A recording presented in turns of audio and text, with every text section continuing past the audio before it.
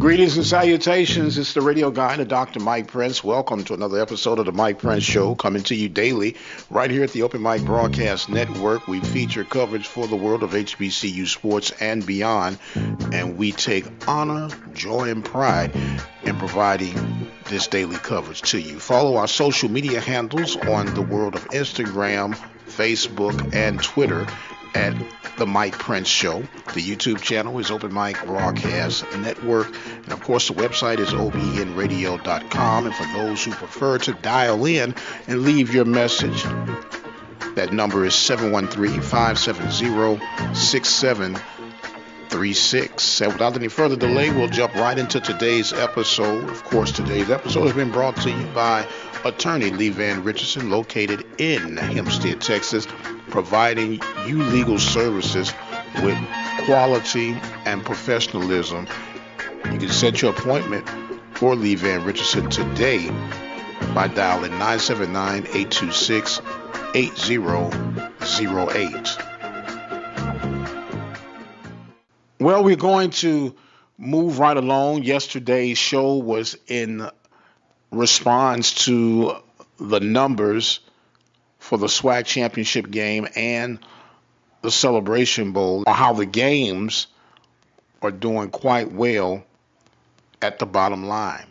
And during the mention of the Alcorn uniform preference, I did make a reference that Alcorn were provided with uniforms by Adidas, and it was brought to my attention that although they are provided by Adidas, the shirts that they were using were the Russell shirts, and that's fine. And I do know they had on Adidas pants. The bottom line is Alcorn and Prairie View have had the same manufacturers for at least the past 15, 20 years. And how one uniform can be so extreme compared to the other is beyond my imagination. Regardless if they were using Adidas, if they were using Russell, they did have Rydell helmets. If I'm not mistaken, I believe Prairie View uses Rydell helmets. The Rydell helmet was the pure gold. And if you can't find the gold, you can use a sand or a khaki tan, whatever you want to call that color, to get as close to the gold as possible. And I know many of you that listen to this show probably are tired of me harping about the colors. I've even had some of you ask me, does it really make a difference? Yes, it does really make a difference. You do not change the color of your fraternities or sororities. Why would you change the color of the university? Why would you change the color of the athletic representation of the university? That's all I'm saying. I do know that when I first stepped on the campus of Prairie View A&M University, January 10th, 1988, the old gold was in existence. Let me just get on this a little longer, and I'm get out of this, I promise you. When we talk about marketing, marketing seems to be the buzzword a lot today, in particular with that of athletic departments across the country. And part of your marketing is having a true identity of what you look like. That's part of your color scheme. And if we're going to be sending off mixed signals that we're looking this way one week or that way the next week, how do we really capture our quote-unquote brand? How do we market not only the athletic departments, but the athletic department and who they represent as a whole, and that's the university? It is critical, as far as the total package is concerned, to make sure you do not lose your identity. It would be equivalent to me coming to say whatever if your last name is Brown. No, your last name is not Brown right now. As of this day, your last name is going to be White. That throws everything out of sync. I can hear you now. Well, it has nothing to do with our tradition. Yes, it does. I want to bring in another valid point. If you recall, when Prairie View had become part of the Texas A&M system, word had gotten out that they were going to change the name of Prairie View A&M University to Texas A&M at Prairie View. And oh, did PV Nation rise and make a stand and said, no, we got too much history, we have too much skin in the game, and we are not going to allow you all to change our name because that's a part of who we are. It's the same principles. It's the same logic. Here we are fighting for the system not to change us, but yet we're changing ourselves. It really does make a difference. Go back and look at some of the old school yearbooks, if you can find them. Go back and look at some of the archives on YouTube, and you tell me it doesn't make a difference. Yes, I'm all about evolving and getting snazzy designs because they say that's what the students want. We say we want to prepare the kids for when they go out into the workforce. Whatever company they join, whatever their color scheme is for that company that's providing them a way to provide for their families, that's the color. When UPS says, what can brown do for you? It's not what can blue do for you. It's not what can black do for you. It's what can brown do for you. That's the color associated. And for some of you, as I keep saying, you're saying, Mike, please move on. And I've tried, and I'm trying, but it just doesn't sit right on my inner man. Things changed. They gradually began to turn around at the new millennium. We went to all black uniforms with the purple helmets. But if you remember the PV with the halo is what I call it, that was an old gold. Still holding on to the traditional original gold color scheme. We then graduated to the camouflage and salute to the military. That's fine. But if you recall the color of the helmet was still purple with the old halo purple and gold. That's all I'm saying. That has as much to do with your tradition, your identity, than anything else. I don't want us looking like LSU. We're not LSU. I don't want us looking like the Minnesota Vikings. We are not the Minnesota Vikings. We are Prairie View A&M University. And is that asking too much? I know we're under a new regime right now, and it has been discussed, and I know that things are moving forward, but I want us to really, as alumni, let's stop making excuses for why that thing is not right. I don't care who is providing the uniform. The color is going to be the color. And if you want to make a difference between us and Alcorn, okay, I'm all for going for a darker purple if that's what you want, but don't mess with the gold. There's no need for messing with the gold. The colors state that we're royal purple and gold. Some refer to it as old gold, old English gold, but it's gold, not yellow. And I know it's getting on some of you all's nerves that I keep bringing this up, but I can't help it. I cannot help it. You will not go down the road to College Station and see them playing with their color scheme. They are who they are. And because you add black, black has been added by practically every school in the nation, but it never leaves its core base.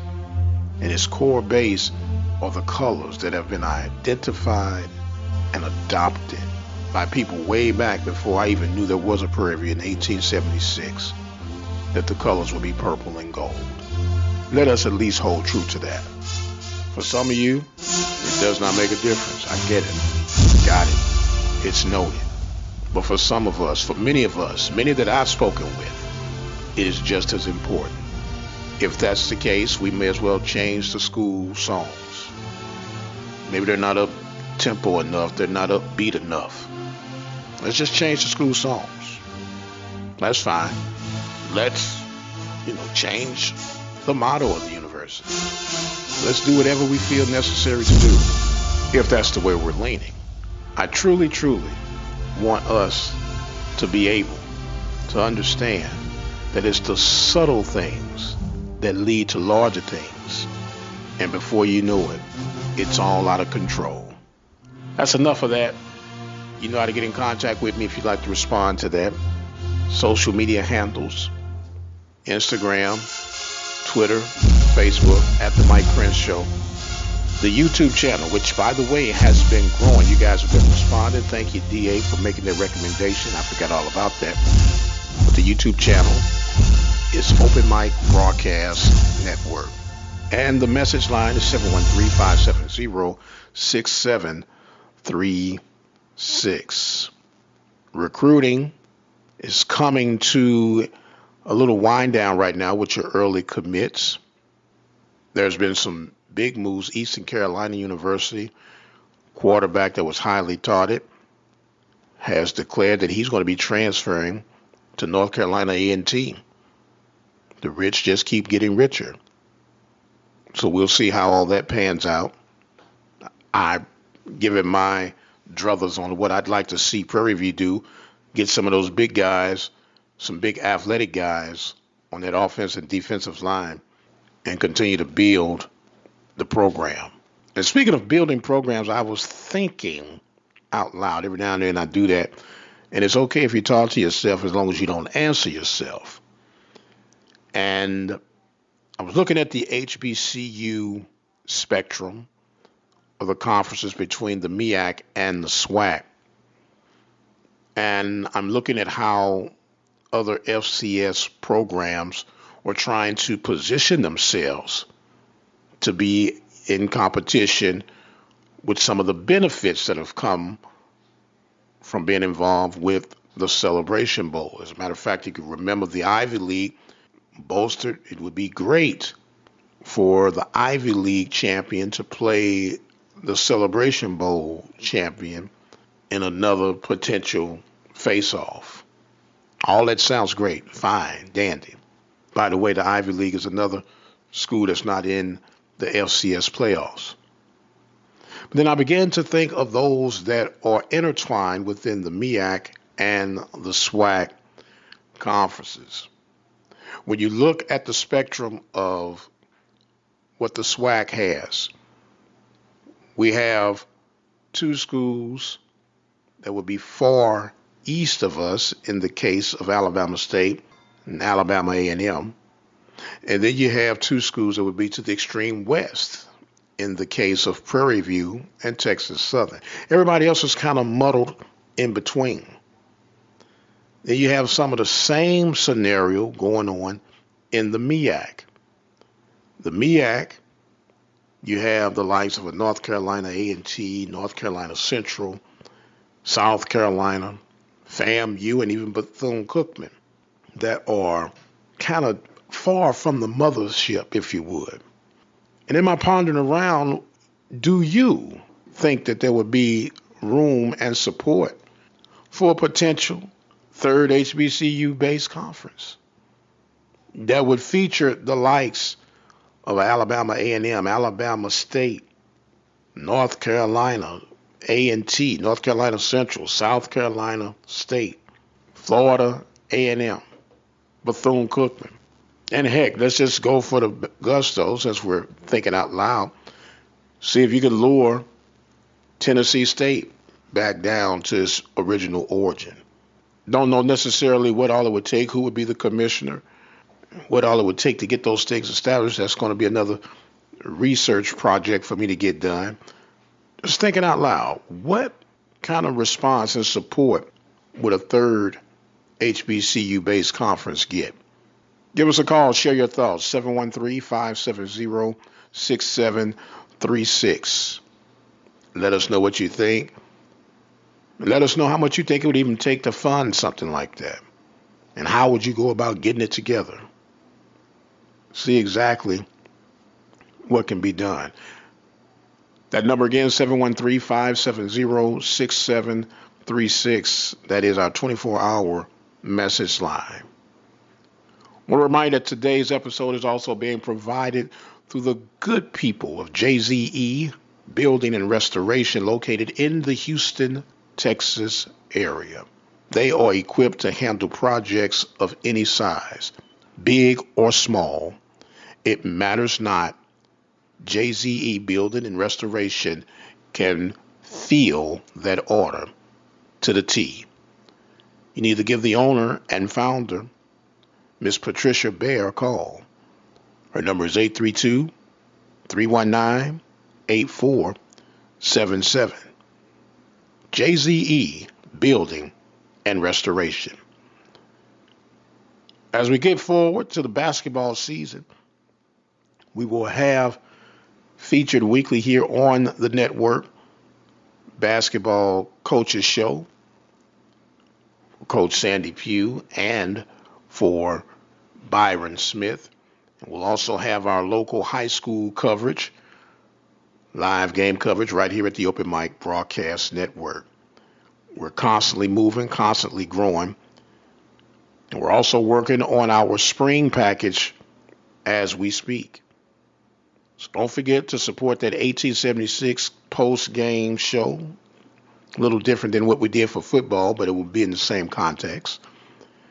We'll have men and women's basketball midweek to break down what shall be and recap what was. The Carlos Brown Show comes to you weekly right here at the Open Mic Broadcast Network on Saturday mornings from 10 a.m. to 12 noon Central Standard Time. Also remind you about our listening partner drive. 17 cents a day, $5 a month can truly make an impact and help sustain the programming here on the Open Mic Broadcast Network. Visit that website today at obnradio.com and make your donation today.